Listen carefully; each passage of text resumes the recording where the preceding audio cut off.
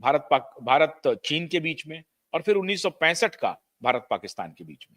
उसके बाद ये हो रहा था कि पता नहीं यहाँ की संपत्ति पर ये लोग कब्जा करने लगेंगे। तब ये एक्ट बना कि जो लोग यहां से छोड़ के चले गए हैं वो सारी संपत्ति सरकार की होगी। और इधर कुछ और लोगों की नजर थी, जिसको बाद में ये वक्फ बोर्ड बना, और फिर वक्फ बोर्ड वालों ने ऐसे प्रॉपर्टीज को, जो लोग छोड़ करके यहां से पाकिस्तान चले गए थे, उन सारी प्रॉपर्टी पर कब्जा करना शुरू कर दिया। तो ये 1965 में ये एक्ट बना। उसके तहत सरकार ने उसमें कुछ नियम बनाए कि ये जो लोग अपनी संपत्ति भारत में छोड़ के चले गए हैं पाकिस्तान, वो आखिरकार संपत्ति होगी किसकी।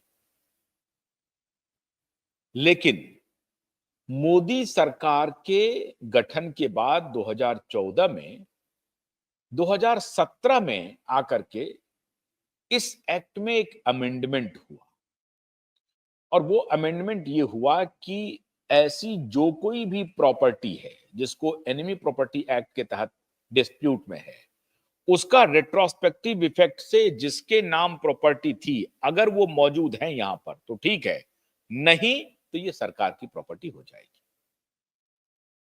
एक्ट में संशोधन हो गया। अब यहां से खेल शुरू हुआ। अब पता चला कि जहां जहां टोटल 9,000 से ज्यादा प्रॉपर्टीज पूरे भारत में इस तरह की प्रॉपर्टी एनिमी प्रॉपर्टी के दायरे में आई, और इसका जो वैल्यूएशन है वो 1 लाख करोड़ से भी अधिक का वैल्यूएशन हुआ। तो छोटा मोटा अमाउंट नहीं है ये। 1 लाख करोड़ से अधिक का वैल्यूएशन वाली प्रॉपर्टी, भारत में ऐसी प्रॉपर्टी थी जिनको छोड़ करके लोग चले गए। और भारत के हिंदू भी जो पाकिस्तान में अपनी प्रॉपर्टी छोड़ के आए, वो उनके पास रह गई। अब इस तरह के एक्ट का प्रावधान पूरी दुनिया में है, इंग्लैंड में है, अमेरिका में है, हर जगह इस तरह का प्रावधान है कि अगर आप यहां अपनी प्रॉपर्टी छोड़ करके कहीं दूसरी जगह चले जाते हैं तो वो प्रॉपर्टी किसकी होगी। अगर तो आपका कोई वहां पर वारिस है, आपने उसको लिख दिया है विधिवत रूप से, तब तो ठीक है। और अगर नहीं है और आपने किसी तरीके से घालमेल करके वो उसको अपने कब्जे में कर लिया है, तो सरकार उस पर अपना दावा ठोक सकती है। वही हुआ 2017 में यहां पर अमेंडमेंट हुआ, और उसमें यह हुआ कि रेट्रोस्पेक्टिव इफेक्ट से इस प्रॉपर्टी का देखा जाए कि ये प्रॉपर्टी किसकी है, कहां पर है, किसने करा लिया है।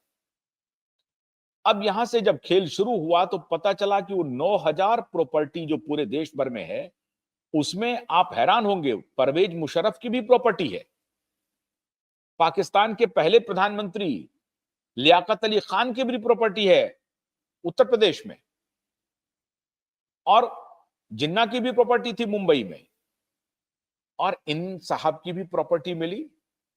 मतलब इफ्तिखार अली खान पटौदी के साढ़ू की वो प्रॉपर्टी हुई। मतलब उनके बड़ी बहन, साजिदा की बड़ी बहन की वो प्रॉपर्टी थी, लेकिन बड़ी बहन यहां से चली गई तो इफ्तिखार अली खान पटौदी और साजिदा सुल्तान दोनों मिलकर के उस प्रॉपर्टी पर कब्जा कर लिया और अपने नाम करा लिया।